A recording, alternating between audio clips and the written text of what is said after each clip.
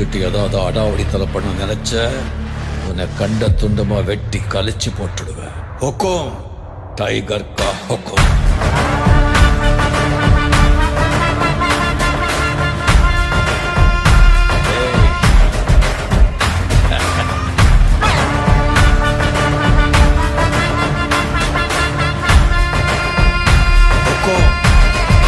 tiger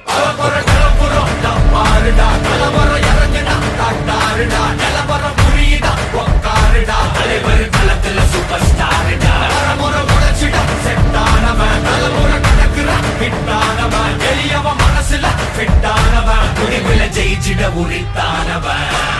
நடக்கிற